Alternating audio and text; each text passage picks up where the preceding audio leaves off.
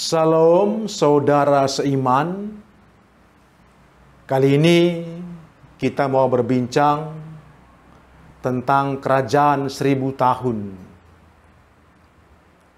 Kami sengaja mengangkat tema ini berhubung banyak sekali diskusi-diskusi, pendapat dan pemahaman yang berbeda-beda di antara umat Kristiani tentang kerajaan 1000 tahun yang tertulis di dalam kitab Wahyu pasal yang ke-20.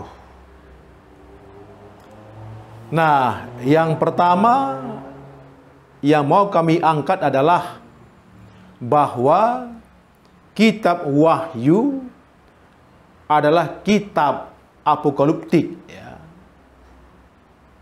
Kitab yang penuh rahasia. Dan juga bahasanya adalah bahasa wahyui atau bahasa simbol atau bahasa sandi. Jikalau tidak diungkapkan apa isi dan maknanya, maka sandi itu orang nggak tahu. Juga simbolnya orang nggak tahu. Jadi untuk memahami kitab Wahyu, walaupun banyak tafsiran, buku-buku teologi, dan juga berbagai sumber, intinya kita hanya dapat berbicara sesuai dengan apa yang dikatakan oleh kitab Wahyu itu sendiri. Nah, saudara sekalian, yang pertama, kalau kita berbicara tentang kerajaan 1000 tahun, 1000 tahun tidaklah semata-mata 1000 pas. Kerajaan 1000 tahun itu artinya adalah menggambarkan kerajaan di mana Kristus sedang memerintah yang sangat lama, yang begitu lama, ya. Jadi dari makna 1000 tahun itu digambarkan ada suatu pemerintahan Kristus yang sangat lama, ya. Yang sangat lama. Lalu yang kedua, kapankah kerajaan 1000 tahun itu berlaku? Karena ada juga pendapat mengatakan demikian, bahwa nanti sebelum kedatangannya kedua kali, maka Kristus datang ke bumi untuk memerintah sebagai raja 1000 tahun lamanya. Berarti masih dinantikan seperti itu. Itulah beberapa pendapat. Namun, kalau kita gali lebih dalam tentang kitab ini, sebenarnya kerajaan 1000 tahun itu dimulai ketika Yesus naik ke surga dan sampai kedatangannya yang kedua kali kembali. Artinya bahwa kerajaan 1000 tahun itu sudah berlangsung sekarang. Saat inilah, waktu inilah yang kita alami, inilah kerajaan 1000 tahun sudah sedang berlangsung, yaitu mulai ketika Tuhan Yesus naik ke surga dan sampai nanti kedatangannya yang kedua kali kembali. Oleh karena itu, kerajaan 1000 tahun yang dikatakan dalam kitab Wahyu pasal yang ke-20 sedang berlangsung saat ini.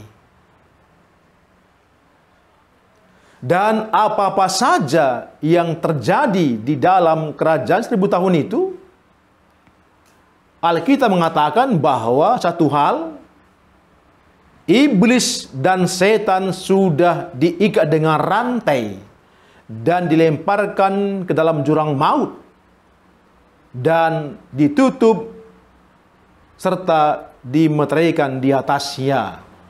Artinya iblis dan setan dipenjarakan selama kerajaan 1000 tahun itu. Lalu orang bertanya, kalau memang iblis dan setan ataupun naga ular tua itu sudah dipenjarakan sekarang, sudah diikat, lalu ditutup, toh kok masih bisa sekarang iblis dan setan menggoda manusia, mengganggu manusia, menyakiti, merusak gereja? Gimana itu? Katanya sudah diikat, kok masih dia berkeliaran mengganggu kita? Nah, kitab Wahyu mengatakan bahwa kalaupun dia sudah diikat, artinya iblis dan setan itu kuasanya sudah dibatasi. Saat ini, sehebat apapun kuasa iblis dan setan, ya, kalau orang percaya, orang beriman kepada Kristus bertindak, maka iblis dan setan dapat dikalahkan. Kita bisa melihat kan, banyak orang yang kerasukan setan, atau juga dulu telah memelihara setan dalam hidupnya. Ketika diusir dalam nama Yesus, maka dia keluar. Itu pertanda bahwa kuasa anak-anak Tuhan jauh lebih hebat daripada kuasa iblis dan setan. Itulah gambaran bahwa dia sudah dibatasi. Namun kalau kita juga lemah, ya kan terus diganggu. Nah, oleh karena itu, kita harus ingat bahwa walaupun kita sudah dilepaskan dari kuasa dosa, ya, akan tetapi kenyataannya iblis masih berkuasa menjatuhkan orang beriman. Orang beriman, ya, telah dikuduskan, namun belum juga suci, karena kita juga sering berbuat dosa walaupun sering juga ke gereja. Orang beriman telah menjadi anak-anak Allah, namun juga harus masih menantikan pengangkatan yang sempurna dan lain sebagainya. Demikian juga iblis telah diikat di rantai, tetapi masih juga memiliki kuasa yang besar sekali. Tetapi jikalau kita lawan dengan kuasa Tuhan, kuasa roh, maka dia tak dapat berbuat apa-apa. Oleh karena itu, kepada saudara seiman sekalian, inilah waktunya bagi kita untuk mengalami kerajaan 1000 tahun. Kristus memerintah kita. Kalaupun ada kuasa setan, kuasa iblis, itu sebenarnya tidak apa-apa lagi. Karena kuasa roh telah diberikan kepada kita untuk mengusir dan mengalahkan kuasa iblis dan setan. Untuk itu, jangan takut. Dalam kerajaan 1000 tahun ini, kita diberikan kesempatan untuk memuliakan Tuhan. Dalam jangka waktu yang sangat lama, kita nggak tahu kapan dia datang. Tapi sekarang jelas pemerintahannya sudah berlangsung. Pemerintahan kerajaan 1000 tahun. Jadi bukan nanti, tapi sekarang adalah, saat inilah. Begitu dia naik ke surga, sampai nanti kedatangan yang kedua kali, zaman parousia, itulah kerajaan 1000 tahun.